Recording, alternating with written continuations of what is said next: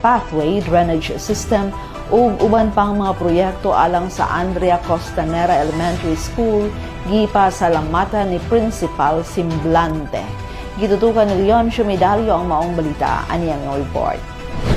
Ubos sa administrasyon sa Team Asenso Osamis mao ang mga solidong mga pamatuod sa lubos-lubos o tinud-anay nga pagserbisyo sa katawan diin walay laing tinguha kundi ang pagsigurado sa luwas ug masapsay nga dakbayan para sa tanan. Kini nga miti sa pag-uswag ipasiugdan ni Governor Attorney Henry Iswaminal uban sa suporta ni Second District Representative Congressman Sancho Fernando Ando Waminal nga ang mga misamisnon magpuyong malinawon, malambuon ug malipayon. Ang mga lakang sa pag-asenso ang naghimong inspirasyon sa padayon Asenso Osamis nga gipangunahan ni Mayor Attorney Henry Indi Waminal Jr. alang sa pagbuhat og mga inisyatibo nga makabenepisyo sa mga katawan ilabi na sa kabataang Osamisnon.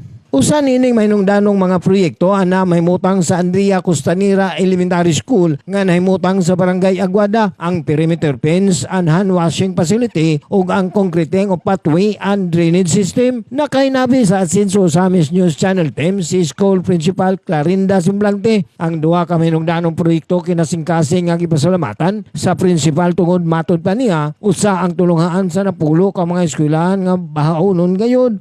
Dugang pasabot niya. Dako kayo namong pasalamat diri sa eskwelahan sa Andrea D. Costanera Elementary School kay napahigayo na gyud ang among ginahandom nga mga proyekto kay kani nga eskwelahan kada kusog nga ulan grabe yung baha. In fact, usa ni siya sa pulo ka eskwelahan nga grabe gyud nga baha atong last December 2022. Gilausab sa principal ang maaktibong pagtabang sa kapitan sa Barangay Aguada, sa Kapitan Leo Pigalan, diin matod pa niya. Dako pug kay na kong pasalamat sa amo ang kapitan nga niabag gyud nako pod sa para kani hatag gini nga proyekto diri sa eskwelahan.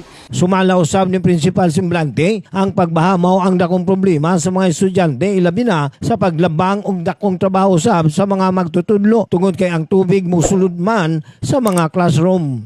Oo, kay ilabi na sa atong mga bata disturbo kaayo sa pag-eskwela kay kanang mahamper gyud usahay kay dili man gyud mi ka labang labi na diri sa gate.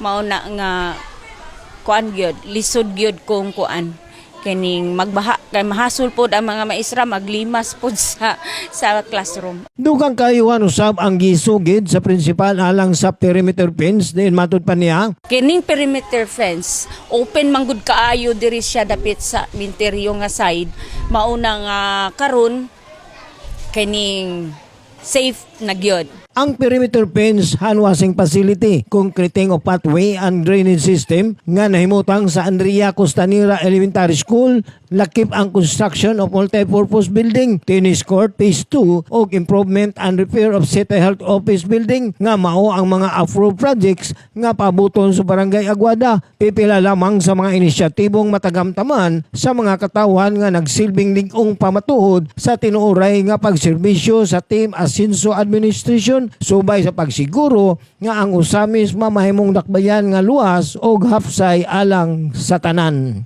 Alang sa Osamis today, ako si Leoncio Medallo.